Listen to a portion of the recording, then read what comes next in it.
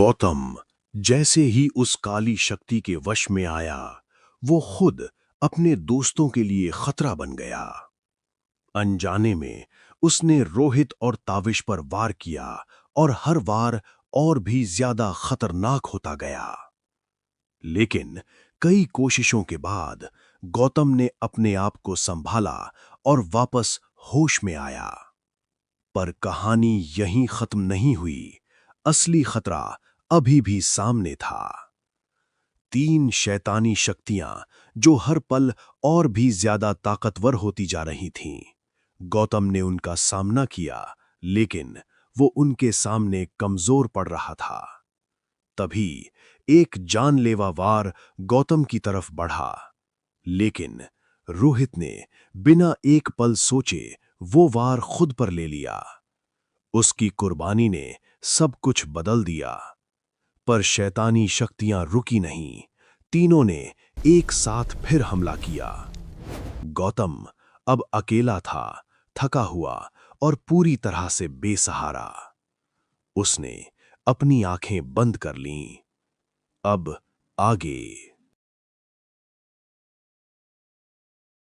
तभी एक पल के लिए सब कुछ रुक सा गया और अगले ही पल एक तेज चमकदार सफेद रोशनी पूरे कमरे में फैल गई। गौतम, रोहित और तविश के ऊपर एक बड़ा सा चमकदार सफेद गोला बन गया। काली ऊर्जा की लहरें उनकी तरफ दौड़ी, लेकिन जैसे ही वो हमला उस सफेद कवच से टकराया, धड़ाम! इतना जोरदार विस्फोट हुआ कि पूरा कमरा हिल उठा।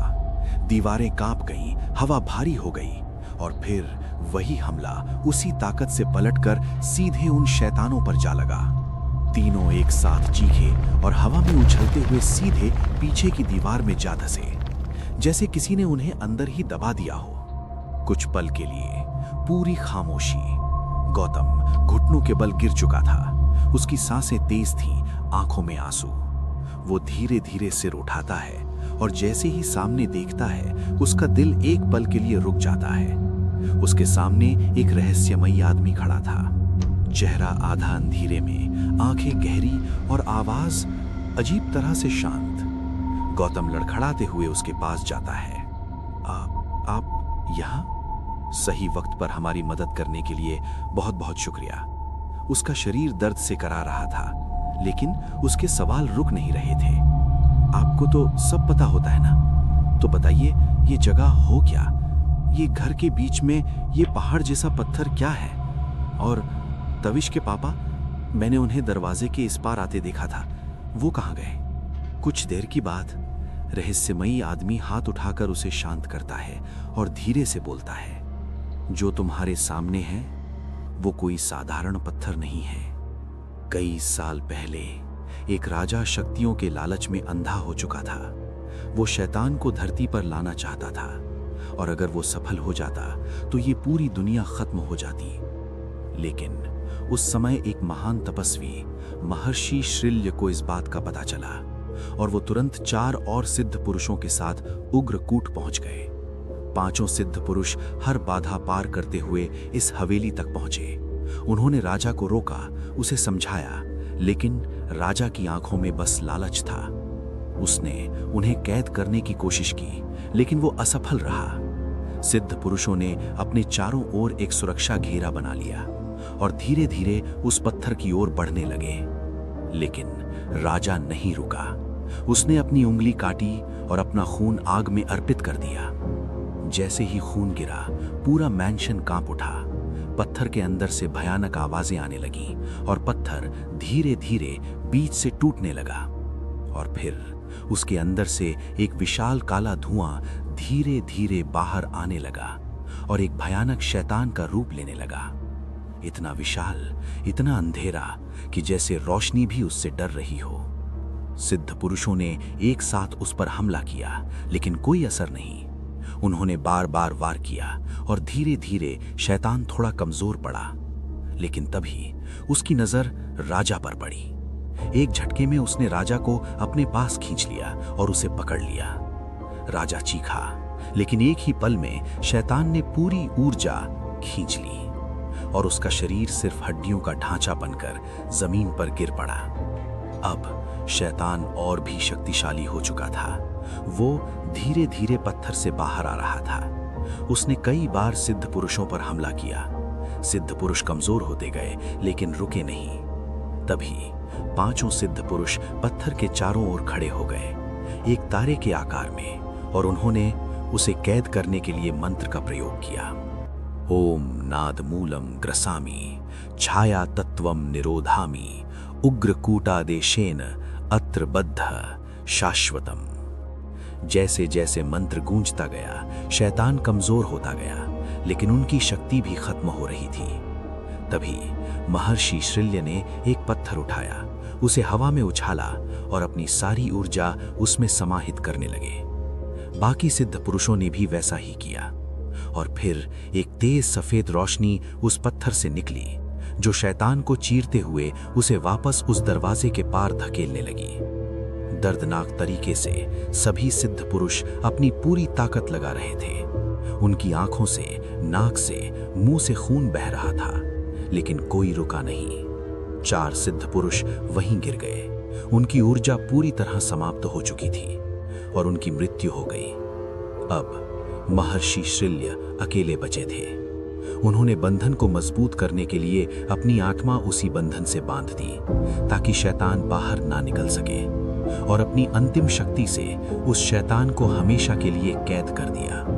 वो पत्थर जिसमें उन्होंने अपनी शक्ति डाली थी, अब वो एक साधारण पत्थर नहीं रहा, वो लाल चमकने लगी। उस वक्त मैं यहां पहुंचा और मैंने उसे एक सुरक्षित जगह पर छुपा दिया, लेकिन सब कुछ खत्म नहीं हुआ। शैतान का एक हिस्सा अब भी बाहर रह गया, और वही आज तुम्हारे सामने है। ये शैतानी शक्तियां लोगों की आत्मा को खींचती हैं और उनकी ऊर्जा से उस शैतान को मजबूत करती हैं, ताकि एक दिन वो बंधन तोड़कर फिर से इस दुनिया में आ सके। और अगर वो बाहर आ गया तो सब कुछ खत्म हो जाएगा। गौतम अचानक अपना सिर पकड़ लेता है। उसकी आंखों के सामने तेज तेज फ्लैशेस आने लगे। वही राजा, वही शैतान, सिद्ध पुरुषों का बलिदान। गौतम जोर से सांस लेते हुए होश में आता है और धीरे से कहता है, ये सब फिर से होने वाला है ना?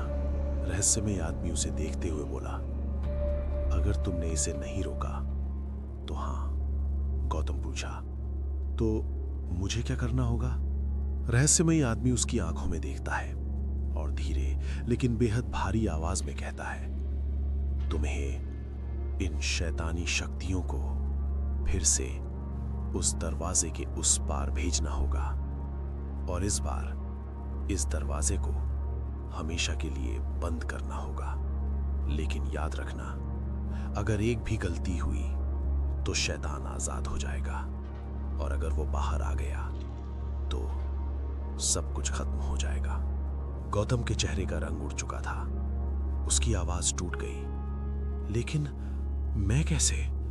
जब 5 सिद्ध पुरुष मिलकर भी उसे पूरी तरह रोक नहीं पाए, तो मैं अकेला ये कैसे करूंगा? तभी पीछे से एक तेज आवाज आती है। तविश अचानक झटके से उठ बैठता है, जैसे किसी डरावने सपने से बाहर आया हो। वो घबराया हुआ गौतम के पास आता है। क्या हुआ? वो आत्मा कहाँ गई? और तू अकेले ऐसे किससे बात कर रहा है? गौतम धीरे से सामने खड़े आदमी की तरफ इशारा करता है। मैं इनसे बात कर रहा हूं। तविश चारों तरफ देखता है, यहां कोई नहीं है।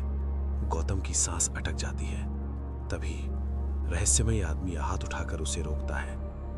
मैं सिर्फ तुम्हें दिखाई देता हूं, और तुम्हारे अलावा मुझे कोई और नहीं देख सकता। समय बहुत कम है, हमें इन आत्माओं को अभी कैद करना होगा, वरना इन्हें रोकना नामुमकिन हो जाएगा।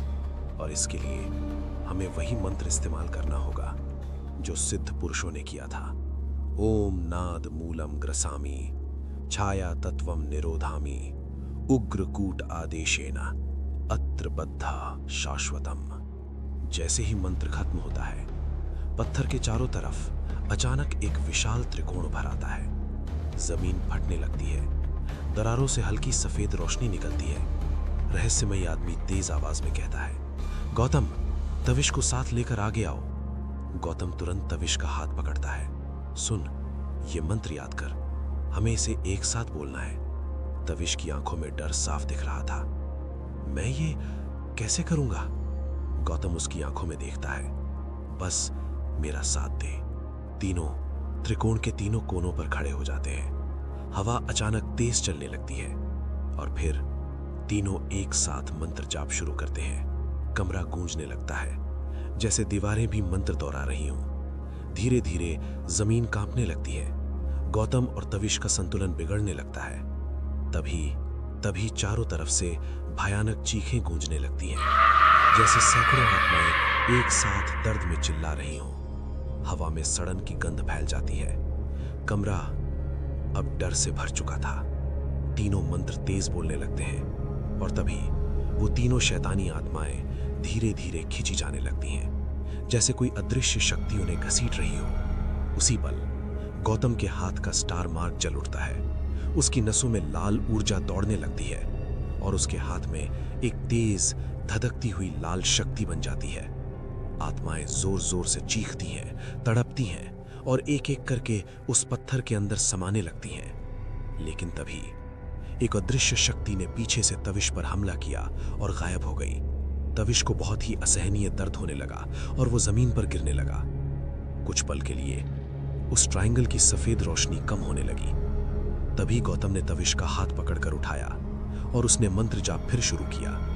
अचानक से वही काल धुआं फिर से तविश की तरफ बढ़ा। गौतम ने साए पर उस पर हमला किया, लेकिन वो बच गया और तविश के बिल्कुल पीछे पहुंच गया और उस पर हमला करने ही वाला था। तभी अचानक तविश के शरीर से एक तेज नीली रोशनी फूटती है। वो शक्ति सीधे उस अदृश्य हमले से टकराती है और उसे पकड़कर घसीटते हुए सीधे पत्थर में ढकेल देती है और अचानक सब कुछ शांत हो जाता है। हवा रुक जाती है, आवाजें खत्म। गौतम और तविश की आंखें कुछ पल के लिए चमकती रहती हैं, फिर धीरे धीरे सब सामान्य हो जाता है। लेकिन उनकी सारी ताकत खत्म हो चुकी थी।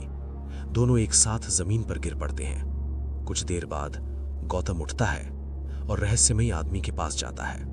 थैंक यू, अगर आप नहीं होते तो हम ये कभी नहीं कर पाते।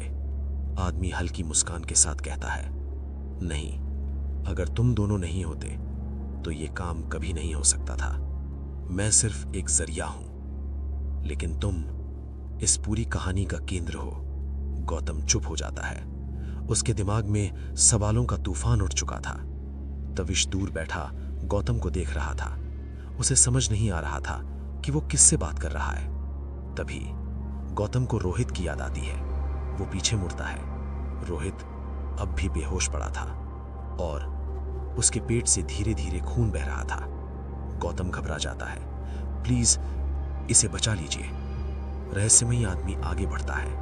वो अपना हाथ रोहित के शरीर के ऊपर घुमाता है और धीरे धीरे कुछ मंत्र बुदबुदाता है। कुछ ही सेकंड में खून बहना रुक जाता है। रोहित की उंगलियां हिलती हैं और वो धीरे धीरे आंखें खोलता है।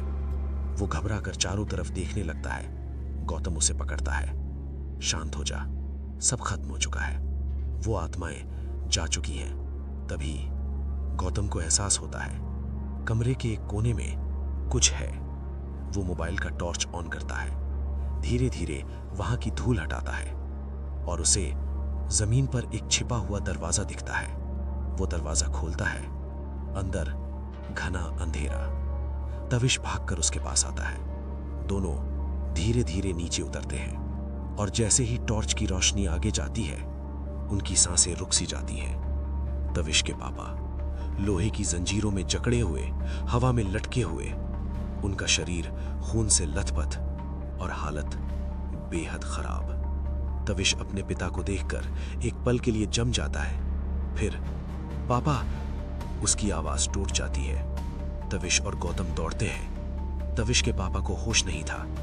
दोनों मिलकर उनकी जंजीरें खोलते हैं और धीरे धीरे उन्हें उस अंधेरे से बाहर ले आते हैं। बाहर आते ही गौतम चारों तरफ देखता है, लेकिन रहस्यमयी आदमी जा चुका था और अब गौतम समझ चुका था वो सिर्फ तब आता है जब अंधेरा हद से ज्यादा बढ़ जाता है और मदद की सबसे ज्यादा जरूरत होती है।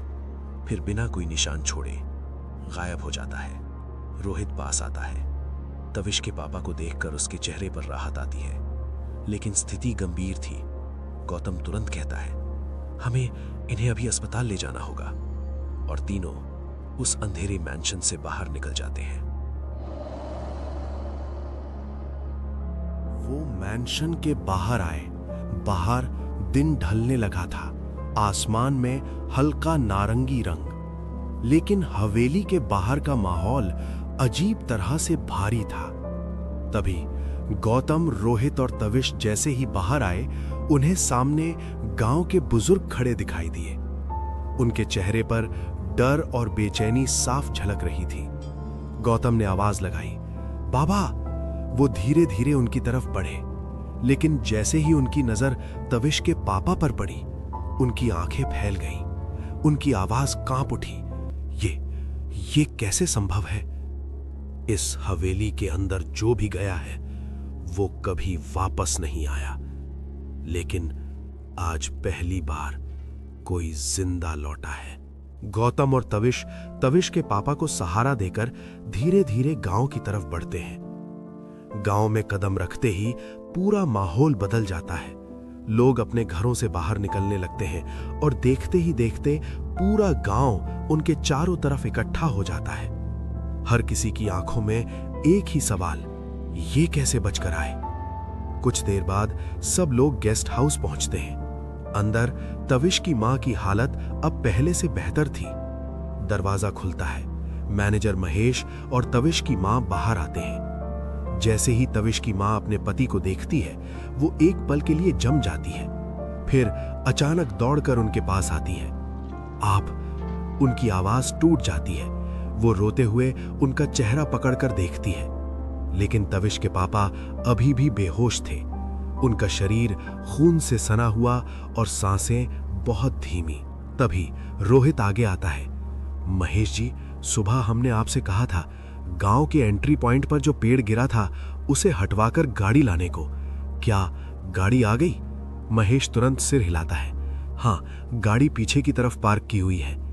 तविश तेज आवाज में कहता है, जल्दी कार लाओ, देर नहीं कर सकते। महेश भागता हुआ जाता है। उसी वक्त गांव वाले घबराकर पूछने लगते हैं, तुम लोग हवेली में घुस गए और साहब को शैतान के चंगुल से छुड़ा तो लाए, लेकिन वो शैतान अब बदला लेगा। वो पूरे गांव को खत्म कर देगा। गौतम आगे बढ़ता है। उसकी आंखों में अब डर नहीं था। वो बोला, नहीं, शैतान अब कैद हो चुका है। वो तब तक बाहर नहीं आ सकता जब तक कोई इंसान उसे खुद बाहर ना निकाले। और इस बार उसका निकलना इतना आसान नहीं होगा। गौतम के मन में रहस्यमयी आदमी की आवाज गूंजती है, तुम्हारे खून की शक्ति अब उस बंधन का हिस्सा है। उसे तोड़ने के लिए या तो तुम्हारा खून चाहिए या तुम्हारे जितना शक्तिशाली कोई और। गौतम की आंखें एक पल के लिए गहरी हो जाती हैं, लेकिन वो कुछ नहीं कहता, क्योंकि ये एक ऐसा राज था जो अगर बाहर आया तो एक नई मुसीबत खड़ी कर सकता था। गौतम बस गांव वालों को भरोसा दिलाता है, अब सब सुरक्षित है। तभी महेश गाड़ी लेकर आता है। सब लोग जल्दी जल्दी बैठते हैं और गाड़ी गांव से बाहर निकल जाती है। गाड़ी सुनसान रास्ते पर दौड़ रही थी। आसपास घना सन्नाटा। तभी जैसे ही गाड़ी पुल के पास पहुंचती है, गौतम का दिल अचानक तेज धड़कने लगता है। उसकी सांसें भारी हो जाती हैं और अचानक उसकी आंखों के सामने सब कुछ अंधेरा हो जाता है। सड़क गायब, आसपास की दुनिया गायब, और पुल पर 20-25 लोग खड़े हैं, चुपचाप, बस उसे घूर रहे हैं। उनकी आंखें खाली, चेहरे बेजान, और अगले ही पल उनके शरीर में अचानक आग लग जाती है। उनकी चीखें आसमान को चीर देती हैं। जलती हुई त्वचा की गंध, पिघलता हुआ मांस, और वो सब अब भी गौतम को ही घूर रहे हैं, जैसे वो गौतम को कुछ बताना चाहते हो। और फिर गौतम झटके से होश में आता है। उसका पूरा शरीर पसीने से भीगा हुआ। रोहित उसे देखता है। क्या हुआ? इतना डरा हुआ क्यों लग रहा है? लेकिन गौतम कुछ नहीं बोलता, बस आगे देखता रहता है, क्योंकि वो जान चुका था वो सपना नहीं था, वो आने वाली तबाही की झलक थी। कुछ देर बाद वे शहर के अस्पताल पहुंचते हैं। तविश के माँ बाप को भर्ती किया जाता है। दिन बीतते हैं, धीरे धीरे उनकी हालत सुधरने लगती है, लेकिन उनकी आंखों में अब भी वही डर है जो उन्होंने उस हवेली में देखा था। कुछ दिनों बाद गौतम अपने कमरे में खिड़की के पास खड़ा है। बाहर सब कुछ शांत है, हवा चल रही है, सब लोग अपनी जिंदगी में वापस लौट चुके हैं, लेकिन गौतम के अंदर कुछ भी शांत नहीं है। वो कोशिश करता है सब भूलने की, उग्रकूट, वो हवेली, वो शैतानी शक्तियां, लेकिन कुछ चीजें कभी खत्म नहीं होती, बस दब जाती हैं। अचानक वही दृश्य फिर से उसकी आंखों के सामने आता है। वो पुल, वो लोग और फिर आग। चीखें, इस बार और भी ज्यादा तेज, जैसे वो आवाजें उसके दिमाग को चीर रही हों। नहीं! गौतम झटके से आंखें खोलता है। उसकी सांसें तेज, दिल जोर जोर से धड़क रहा है। वो सपना नहीं था। उसे याद आता है वो रहस्यमयी आदमी, तुम इस कहानी का केंद्र हो। उसी पल उसके हाथ का स्टार मार्क हल्का चमकता है। गौतम उसे देखता है। इस बार उसकी आंखों में डर नहीं, सिर्फ एक सवाल, आखिर मैं हूं कौन? उग्रकूट का ये अध्याय यहीं समाप्त होता है, लेकिन कहानी अभी बाकी है। क्या पुल पर दिखा दृश्य भविष्य है? क्या है कालीबन? और गौतम आखिर कौन है? हर अंत एक नई कहानी की शुरुआत होती है। गौतम फिर लौटेगा, इस बार सच नहीं, राज लेकर।